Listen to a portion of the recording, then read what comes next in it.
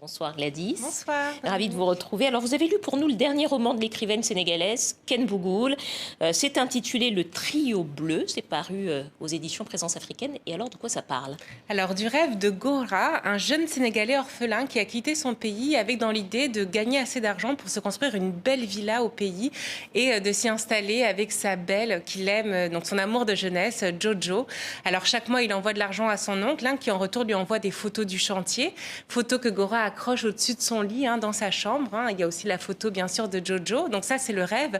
Mais au départ, Ken Bougoul nous raconte plutôt la catastrophe en fait à la fois de ce qui se passe au Sénégal où il y a eu un véritable effondrement en fait des valeurs. Elle nous décrit la mendicité, le chômage, la perte de l'espoir de la jeunesse, et aussi en France, dans cette ville qu'on devine être Paris, où il y a une vraie indifférence et une déshumanisation.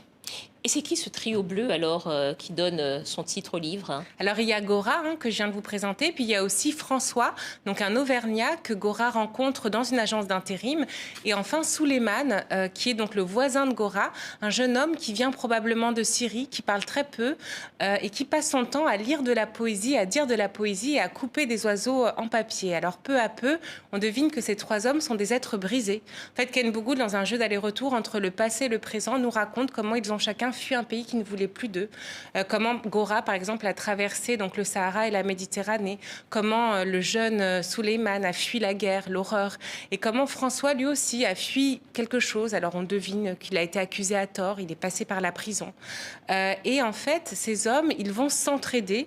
Ils vont sur la route. Ils ont perdu foi en l'humanité. Ils ont vu aussi comment... Alors, c'est ce qu'elle appelle le système pervers, Ken Bougoul, peut détruire les hommes. Et surtout, comment ce qu'elle appelle les langues déliées, donc un mot qui revient tout le temps dans le roman, ont en fait détruit la vie de Gora. Ces langues déliées qu'il a fui quand il est parti du Sénégal et qui l'attendent à son retour, où rien ne va se passer comme prévu. Bon alors quand on vous écoute Gladys, on a quand même le sentiment que c'est un roman assez sombre qui met en scène des personnages avec des destins tragiques finalement. Est-ce qu'il y a autre chose? Est-ce qu'il y a de la beauté, de la poésie, de l'humour, du rire? C'est sûr. Alors c'est vrai, quand on voit la couverture, on se dit qu'il y a de la beauté. Alors il y en a, mais c'est vrai que d'abord Ken Bougoul est très sombre.